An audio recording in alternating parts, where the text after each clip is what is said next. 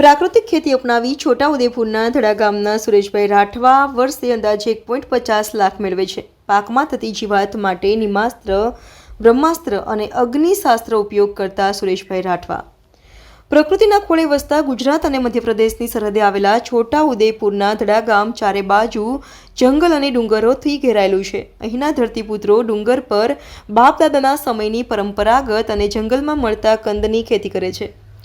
આ ડુંગરોમાં તેમને પરંપરાગત પદ્ધતિ અને આધુનિક સાધનોથી ખેતી કરતા ધરતીપુત્રો જોવા મળશે. આવા જ એક ધરતીપુત્ર સાથેની મુલાકાતની વાત કરવી છે. છોટાઉદેપુર તાલુકાનું ધડા ગામના ધરતીપુત્ર સુરેશભાઈ રાઠવા સાથે ખેડૂત તાલીમ અને રવિ કૃષિ મહોત્સવ વખતે મુલાકાત થઈ હતી. પ્રાકૃતિક કૃષિના સ્ટોલ પર તેઓ પોતે પકવેલ અનાજનું વેચાણ કરવા લાવ્યા હતા. ધરતીપુત્ર સુરેશભાઈ સાથે મુલાકાત દરમિયાન તેમણે જણાવ્યું હતું કે તેઓ બાપદાદાના સમયથી સાચવેલા બિયારણનો ઉપયોગ કરી હાલ ખેતી કરે છે.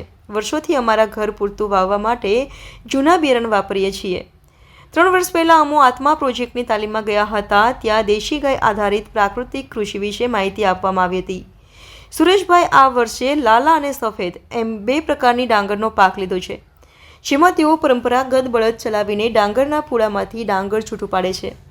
આ પાક સાથે તેમણે ખેતરની ક્યારી પર ગિલોડી, પાપડી, જંગલમાં કદનું પણ વાવેતર કર્યું છે. ડાંગરનો પાક તૈયાર થઈ ગયો છે, બસ બજારમાં વેચાણ કરવાનું છે. અમે વર્ષોથી ગાય આધારિત દેશી ખેતી કરીએ છીએ. હાલ 4 એકરમાં ખેતી કરીએ છીએ, જેમાં અમને આ વર્ષે રૂપિયા 1.50 લાખના નફાનો અંદાજ છે. દેશી ગાયના નિભાવ ખર્ચ માટે મહિને રૂપિયા 900 એમ વર્ષે રૂપિયા 10,800ની સહાય મળે છે. મારું નામ રાઠવા સુરેશભાઈ ચમાડાભાઈ, ગામ ધડા ગામ, તાલુકો જિલ્લો છોટાઉદેપુર. અને હમો છેલ્લા 3 થી 4 વર્ષથી હમો પ્રાકૃતિક ખેતી કરજે છે.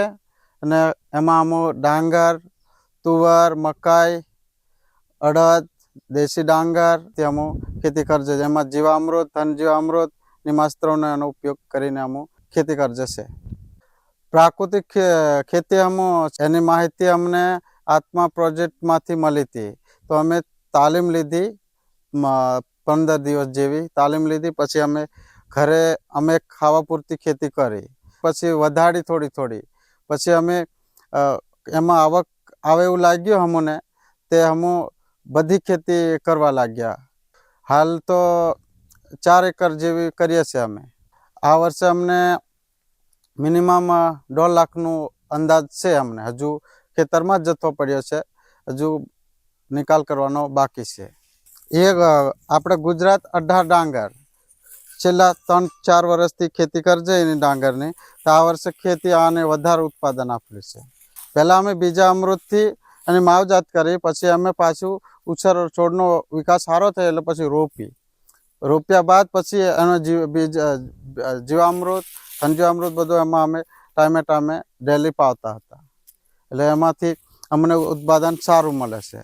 અને તેથી અમને ખેતીમાં 1 લાખથી 1.5 લાખનો આવક થાય છે. એ અમે પહેલાં બાપ દાદા કરતેલા નથી, દેશી બિયારણની ડાંગર લાલ ચોખા, એ અમારા બાપ દાદા પહેલેથી સાચવી રાખેલું. એ બિયારો હજુ બી આજ સુધી અમુક કરજે. એ બી અમુક પ્રાકૃતિક ખેતી જ કરજે. એ કાળી ડાંગરમાં ખાવાથી આપણને સ્વાદિષ્ટ મેં બધે સારું રહે. ને અમે બાપ દાદા અમારા 8 ડાંગર વધારે. અમે આ ગુજરાત 18 ડાંગર ખરીને એ અમે છોટાઉદેપુરમાં વેચીએ છીએ હાલમાં. અને લાલ ડાંગર ખરીને અમુક ઘર ખાવા લીધે મેકી દે છે.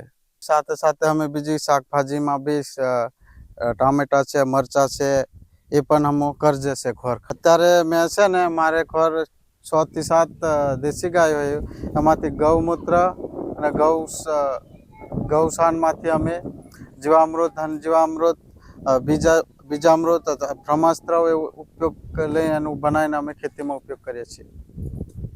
એમાંથી અમને દેશી ગાયના અમને દર મહિને 900 રૂપિયા મળે છે. કુલ ટોટલ 10,800 આખા વર્ષના મળે છે અમને.